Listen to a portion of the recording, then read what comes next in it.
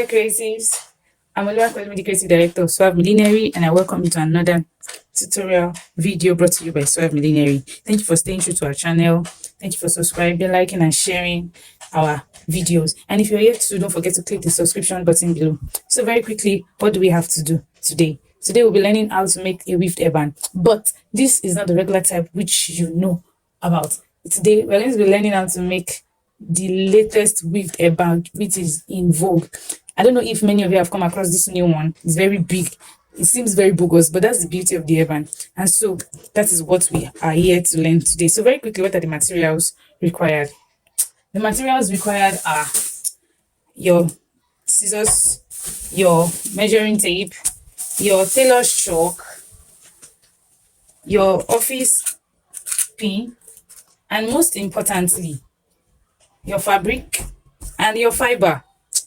So many of you might be wondering, what's this? Okay, if you don't know what fiber is what is always inside the weaved hairband that makes it very thick and makes it to be able to be weaved. So let me tell you where you can get this. If you know those that sell cushion materials or throw pillow materials, so this is what they also use to make throw pillows. So once you get there, you tell them you want to get fiber, and then they'll give you. So the fabric I'll be using today is satin, and there are different types of satin, so I'll be using dollface to be very precise. So you can make use of whichever type of fabric you want. So for this tutorial, I'll be making use of dollface for my weaved hairband. So what are the measurements required? Now the measurements required to cut out your weaved hairband, because this one is not the regular type but the big one, so you'll be requiring a 5.5 inches by length. This is 5.5 by length, so this is your length. Don't forget, this is your length. Don't get it mixed up. This is your length and this is your breadth. So what do I need? 5.5 by length and 40 inches by breadth. So I'll be measuring 40 inches here and 5.5 here, and then I'll cut out. But very quickly, before I cut out, let me establish this fact. When you are cutting, don't forget you are cutting on fold. This is on fold. If I want to open up, I'll be cutting by 11 inches, but because I am folding my fabric, I'll be cutting it by 5.5 inches by 11. Why? Because I'll still be sewing my fabric this side to the other side on the sewing machine using 1/2 inch. So let me cut out what we need, and then I'll get back to show us what it looks like. So yeah, I already cut it out. And let me say, when you're cutting 3. Why? Because you are weaving the 3 together. So I have 1, 2, 3. So the next thing to do is that I'll go to the sewing machine and I'll be joining the first side to the second side, sewing with 0.5 inches. So let's quickly get down to the sewing machine. So there, creatives, I'm now on the sewing machine and I'm going to be joining this side to this side, sewing with 0.5 inch. That's half of an inch. So I'll be sewing straight down.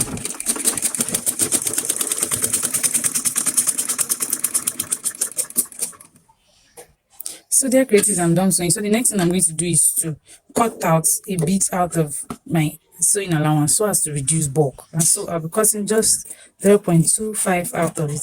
Why am I cutting? I'm cutting so as to reduce the bulk on this side I sewed. If not, it's going to be bulging out and it may not give a nice look.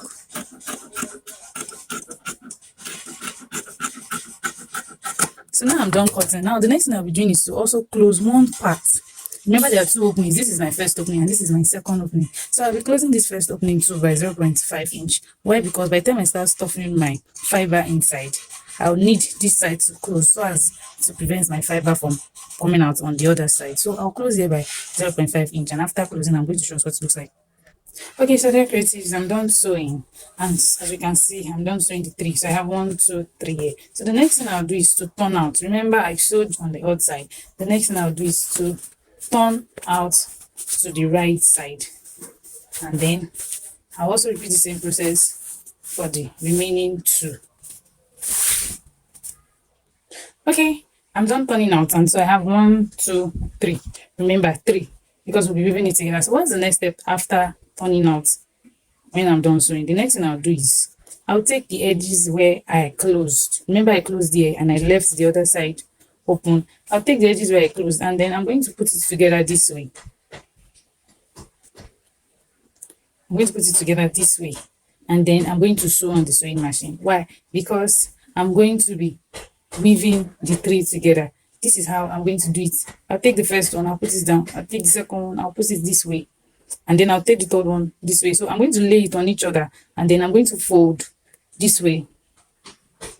I'm going to fold. Let me bring it closer to the camera. I'll fold. After laying these three together, I'm going to fold this way and also this way. Then after folding, I'm going to then sew the three together. So let me get to the sewing machine, join it, and come and show you what it looks like. Okay, so dear creatives, as you can see, I already joined the three together. So we have 1, 2, 3. So the next thing I'll be doing is to begin stuffing in our fiber. And remember, I told you that's what's always inside that makes it look a bit big and puffed out. So I'll begin the process of stuffing in the fiber now. So you take the first one this way, you put it inside. You take another one, you put it inside. You stuff it in, but you won't make it too too dense, because if it is very dense, it will not bring out the beauty of your work. And if your fiber is clogged together, as you can see, I'm trying to use my hand to separate it. So you separate it this way, and then after separating it, you put it inside. This will help to reduce the density of the fiber inside your fabric. So I'll repeat the same process now for the 3, and then I'll show us what it looks like. Okay, so dear creatives, as you can see, I'm done filling the 3 with our fiber. So the next thing I want to do now is to start weaving. So now, for those that don't know how to weave, this is how you remember. I placed one up and the other. So the one I placed up, the last one, this is the last one, this is the second, and this is the one down. So you bring this one this way, you bring this one underneath here. Just look at the way my hand is going. So you then continue that way. Then you continue to weave it until you have achieved your desired weave. So you weave it and you make sure that it is very, very firm.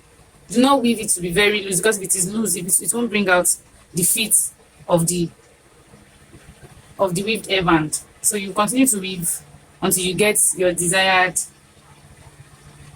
design. So once I'm done weaving, I'm going to come and show us what it looks like. But as you can see, it's already taking shape and this is already looking very beautiful. So dear creatives, as you can see, I am done weaving. This is looking very beautiful. So the next thing you do is to arrange, because when you were weaving, some parts might come out than the other. So what do you do next? You just arrange your weaves and you make sure that they are all looking very, very beautiful. And then after that, the next thing you want to do is to close down this part. So what will I do? I'm going to the sewing machine, and then I'm going to also do the same thing I did to the other side. I'll put these two inside this, and I'll use this one to cover it, and then I'll sew.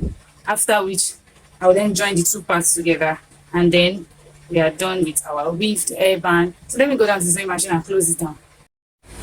Okay, so dear creatives, I'm done sewing, and as you can see, I weaved this to the tip. I did this because I want to attach this point to this point. Now, this is how it's going to look like. Then I'll use a fabric to cover it so as to achieve a perfect finishing. I didn't say this at the beginning. You can also make use of an elastic, especially if you did not take the measurement of your client's head, or if it is not made to fit. This is made to fit, so I know what I'm working with. That was how I just worked straight up without using an elastic. So if you're attaching your elastic, all you do is you attach your elastic from this end, and when you close here, instead of you weaving like I did, all you just do is you cut it and then you attach your elastic band to this point. And that method is actually advisable if you did not take your client's measurements, head measurements, 1, 2, if you want it to be probably worn by different people, different head sizes. So what do I do next from now? I'll get my fabric, I'll cover it, and then show us what this looks like. Let me say this quickly. Before I cover it with this my fabric, I would join this to this using my hand needle. Why? Because it's going to be too bulky for the sewing machine. And even if you use it, if you use the sewing machine to sew it down, probably your sewing machine can sew something of this weight down. It's going to cut out as time goes on. It might just lose by itself because it's not firmly held. So I would advise that in this case, when you want to attach this to this, you use a fishing line, because they are very strong. They are way stronger than our normal sewing thread. So you use a fishing line to attach this point to this point. And if you feel like after attaching, you feel like it is neat enough, you don't need to cover it again, then you can leave it the way it is. It depends on your choice. For some of us, I might be wondering what a fish line looks like. This is what a fish line looks like. And you can get this from beading shops. So they sell this and then you can use this to hold this thing. So let me show us how to join these parts together. So yeah, I already threaded my needle with my fishing line. So the next thing I'll do is to attach. Now, look at this place that I sewed that is outside. I'll put it under this one. This is it. And then I would start joining from underneath. Please don't make the mistake of putting that one on top so as to avoid a rough work. So please, and let's be very careful at this point because this is more like the beauty of the dress, of the headwear rather. It's the beauty of your weaved hairband. Don't worry too much if you are finding it difficult. Just try your best to achieve a neat finishing. That's very paramount. So you take it in. As you can see, I'm struggling with the needle, which is very, very normal. So, and then I've attached it. So you sew it very firmly, like this. And the next thing you do is you repeat the same process. You don't have to make it a running stitch. You can just tack down, and then all you just want to do is to attach one part to the other. So dear creatives, I am done joining one part to another, and this is what we have. So the next thing I'll do is to cover it, like you see here now. Now I was saying that it's your choice. If you choose to leave it like this, you can leave it like this, depending on your own choice. But I would advise that so as to complete what you have started and to have a neat finishing. My advice would be that you get another fabric and then you just cover it up this way. This will make your work very, very, very, very neat and will make it stand out of other people's work. So, and whatever you are having, probably thread that's threading out, you can just trim it off. And then there you go, you are done. So we have come to the end of today's tutorial. I hope you find this video useful, and if you do, don't forget to like, comment, share, and also subscribe to our YouTube channel. Thank you so much for watching till the end. Bye.